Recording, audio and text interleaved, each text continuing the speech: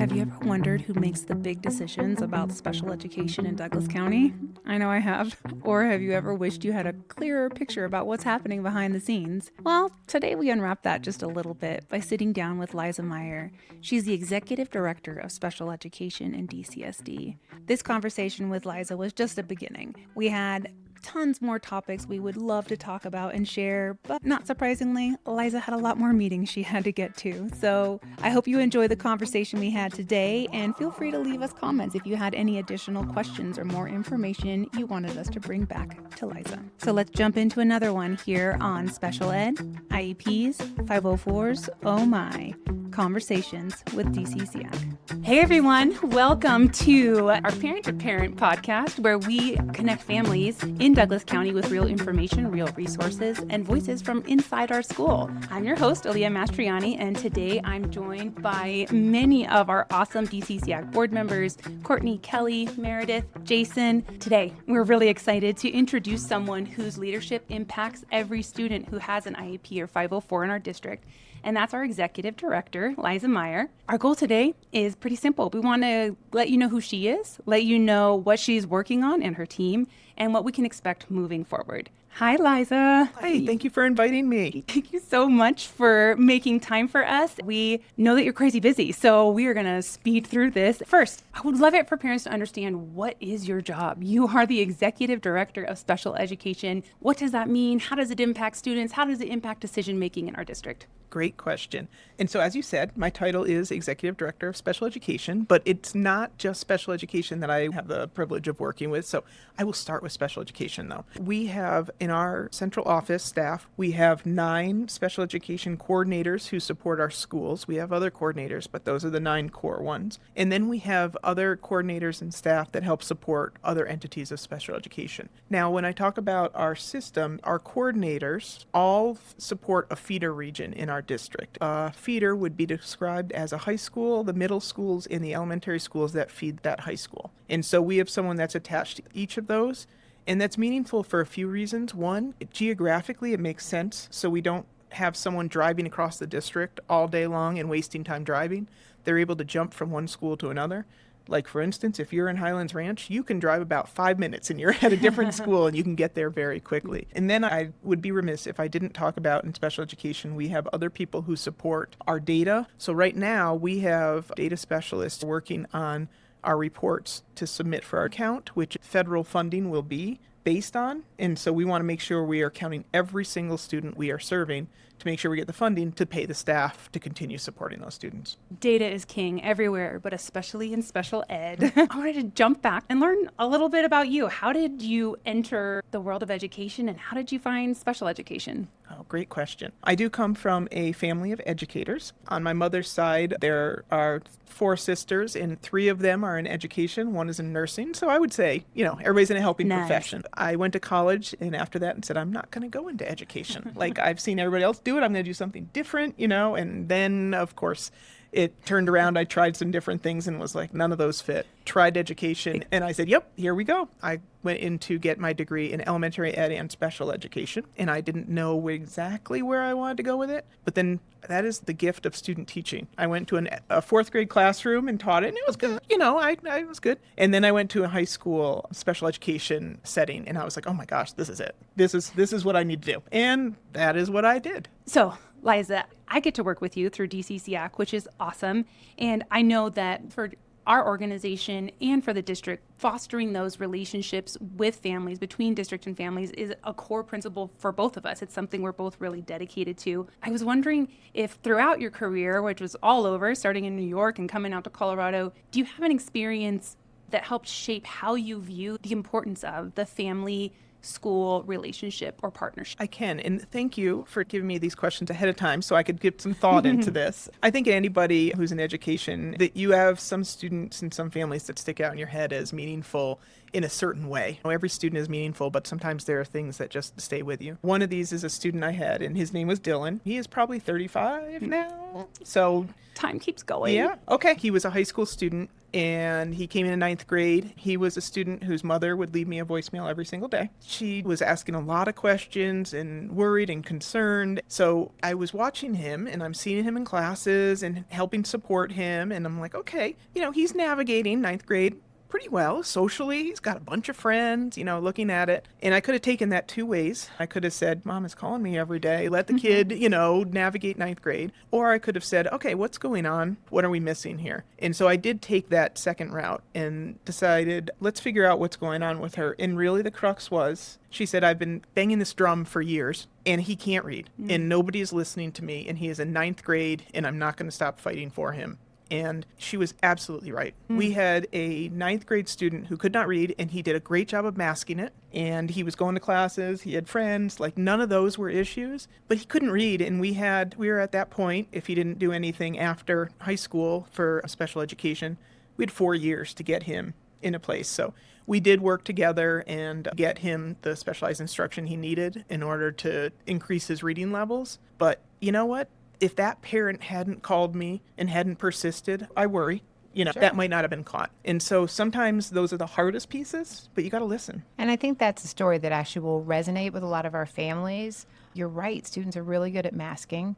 And then we get to a point of how to teach reading when you're past early elementary. So thank you for finding that student. Thank you for listening to that family. It was like the perfect relationship between a parent who kept advocating and they finally ran into the teacher that was like, well, what's going on? Let's actually listen. And just a self-plug, go catch our podcast where we talk with Lenny, our dyslexia specialist. Our district is doing a great job of focusing on trying to bring literacy to kids who have made it to secondary and how completely different it is to teach it at that level. I do have the privilege of supporting Lenny and her team, and they are doing such great work. It is a small but mighty team that is getting out there to schools and doing what needs to be done in order to get the information and the learning into the educators that are working with the students every day. Liza, I'm going to move our focus into you professionally and what DCSD looks like today within special education. You're the captain of a huge team, a huge ship with so many people that you're supporting. I'm wondering, what are the goals and priorities, in your own words, that you share with your team, that you guys talk about, hey, this is what we want the principals of special education in Douglas County to be? That's great. This year we have 3 tenets that we are focusing on as we're building our strategic plan and long-range planning. The 3 things right now that our core special education team are working on. One is consistent communication and collaboration. When you have a vast system like we do and a huge amount of schools, that we are making sure our communication is consistent, whether you're in Highlands Ranch or you're in Parker or Castle Rock. You are hearing same messages. Could I say that we are 100%? No. That's a lofty goal in a big system, but that is something we're committed to so that parents have similar experiences and that they're not in a completely different place because of where they live. I love that you brought that up. That actually comes up a lot with parents who interact with us at DCCAC. They are looking for consistency from program to program and geographic region of our district. So thank you for making that a focus. Parents talk to each other, and it is confusing when we're like, this happens at this school. Well, my school doesn't do this. Well, and then it can be a source of frustration. For parents out there, I want you to know that our district sees that as well. And as they continue to implement, and it has grown over the years, and now there's professional development monthly with all educators, which means the district pays to bring everyone together to try and get them on the same page. I've seen this in action, and I'm really excited about it. So, yay, parents, they're listening to us. We are. It's hard work, but we're committed to it because it's the right work. So, what's our second focus? The second is working on relationships, and that is relationships across the board, whether you're talking about our central staff with our school teams, our administrators, but most importantly with our families. I believe the basis of some of those hard conversations and getting to a mutual point that everybody can live with or agree is building a relationship and getting to know where the other person's coming from. If you don't listen, then you don't understand that other person. And a lot of times families have information that is happening at home that we need to listen to because sometimes students, believe it or not, look different at school than they do at home. And then the third one is embracing change with openness and a commitment to continuous improvement. One great example right now is we have 6 schools that are consolidating for next year. And that is a ton of change. We are working with families, we're working with staff in order to embrace that change and figure out what we can do to make that better. The other piece is we have a number of schools moving 6th grade from the elementary school to the middle school. In some schools in our district, they're like, oh, we've been doing that. No issue. But for some families and schools, that's a huge change. Figuring out how we can help with those adjustments, especially for center program students. We are not having one grade level, but 2 grade levels move up to the middle school. And what does that look like? What do we do for programming? Do we expand programming? Do we have capacity in a school? And we do. We've looked into that, and we do. So don't Good. worry. But it is a lot of change, and that Yeah. brings a lot of anxiety. So I think it's good that we talk about it. Right? I'm coming from one of the consolidating schools. I'm coming from Saddle Ranch. And so, you know, this impacts my kid, and I've heard the families. And so I know it's really appreciated that, you know, that is a focus. Absolutely. For our parents to understand that with embracing that change, all of the changes are coming with the intention to improve how education is delivered to the students. That's really hard, especially for our consolidated schools, because the most is being asked of them. But the ultimate goal is to improve programming and the education opportunities. We've spoken a little bit about it, that there's the consolidating schools that are impacted, and even the schools in the general area around that. Where are these kids with IEPs landing? Because sometimes they chose not to land in the consolidated school. That's kind of a moving target for you and a lot of work. It is. And talk about data, you know. So much data. We are trying to project, and it's always difficult with open enrollment, and just making sure that we are aligning staffing. Then we have teachers that we want to make sure we are letting know where their positions are and what their options are, so they're making the right choice for themselves and their families. So there's a lot of impact to this. I love how you talk about the impact on our educators. You know how special our educators are, especially our special education educators, and that these decisions are made, but that our teachers are also considered. They're not collateral. They're very much thought about in these decisions, which I think is important to maintain a strong district. Case in point in that, from some of those consolidated schools, we've heard from families that say, wherever our teacher goes, we're going.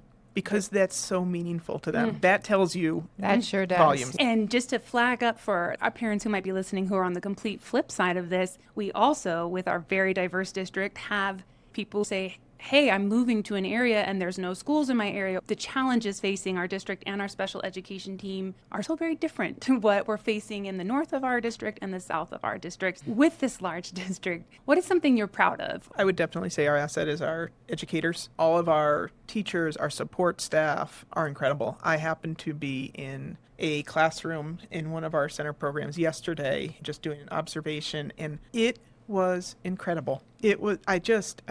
It was masterful. The teacher, the EAs, everybody was working together. The students were supported, and people were consistent, going back to one of our major tenets. Those are the moments that you're like, this is working. This is what matters, and how do we continue to support this? So, looking ahead, where do you want special education to go? What are some of the biggest priorities you have as you build and grow? Continuing our professional development is huge for me, because things are evolving, and making sure we're getting the latest research, the latest strategies into the hands of our educators so they can stay informed and up to date. And a lot of times they'll ask for things like dyslexia is a great example. They say, you know, I'm a secondary educator. When I went through school, I never learned how to teach phonics, for instance. So bringing some of those resources to those teachers and saying, we can help you, and we can do it in a way that's not going to be overwhelming. Let's look at our students with autism. There are a lot of strategies out there. There are a lot of things that work, some things that don't work, and making sure as our population of students with autism increases, that we are meeting their needs and making sure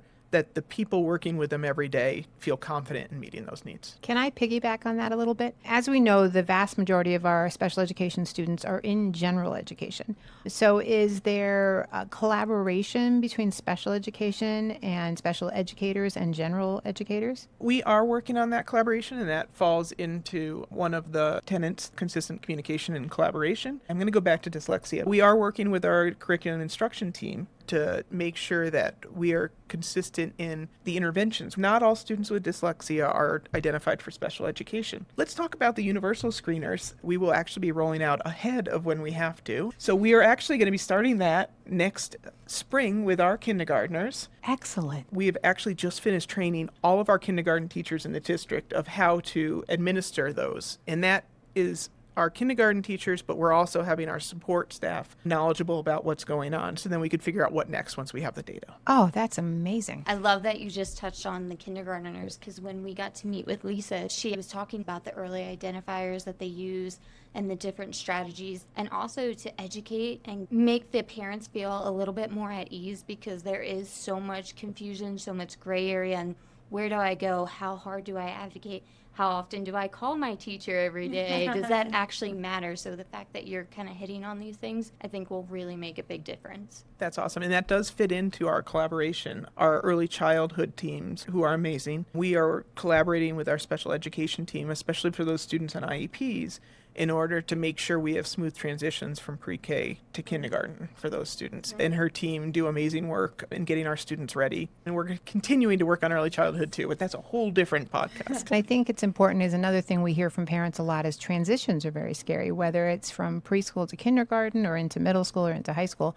So the fact that you're talking about that is so incredibly powerful. Dyslexia is a great example of collaboration. My own youngest child, they came to me and they said, we're a little concerned. He doesn't know any letters or sounds. And I was like, whoops. And they weren't sure what to do. And I was able to bring in some dyslexia specifically to preschool information. And I just worked with him over winter break. And they're like, what did you do? He came back and he knows them because he doesn't actually have a reading disability. But he just wasn't getting it. And then he did because he needed explicit instruction. So sometimes it's that simple. Yes. But if we can empower parents, as you were saying, or empower general education teachers, we can get some kids, because we know early intervention makes the difference so that we don't have to remediate in high school. You got it. And that collaboration is huge. Let's talk together and figure out what we can do on both sides when you're at home and when they're in the school. Since you've joined Douglas County School District, what are some common challenges that you see families run into as they're trying to access special education or continue their services, and how has the district responded? Yeah, I think one of the things is knowing communication-wise who to reach out to. We have resources on our website that help support this, but essentially it's you're talking to your case manager, you're talking to your school site, your administrators. We've done special education training with administrators, so they're aware of some of the nuances to special education. And then we have those coordinators I talked about earlier are the next step, and they can help. They are administrators specifically for special education, so they're very knowledgeable. Sometimes families feel that there's something they need addressed, and so we have levels of support in order to make sure we're meeting those needs. So make sure to take a look at our website. We actually now have the photos of our people on it as well, so that you can actually get a face with a name, which I always think is huge. Like, who am I talking to? Absolutely. So helpful. And I think we have little bios with them. And I'll link this in our show notes for you guys as well. And you also have a phone number and an email for your coordinator and feeder. And those coordinators are really there to help you. Even though parents have called Liza every single day when she was a teacher, don't do that. She is going to send you to that coordinator. But if you have those questions and you're not sure, it's a fantastic asset to help you when you hit those challenges or bumps. Start with your school site always. But if you feel like you're not getting the traction there that you need, the coordinators are another great option to help. Thank you for inviting me, and I'm sure this is not the only one that we'll do, and I look forward to talking as things develop and we go out throughout the year. I think that sounds fantastic. Thank you so much for joining us today, and we have a truly heartfelt thank you to Liza Meier for sharing her time and her insight and her openness with our parent community. It was valuable to hear your perspective on how things are working in special education and how we'll be moving forward. Thank you for prioritizing relationships with our families and community.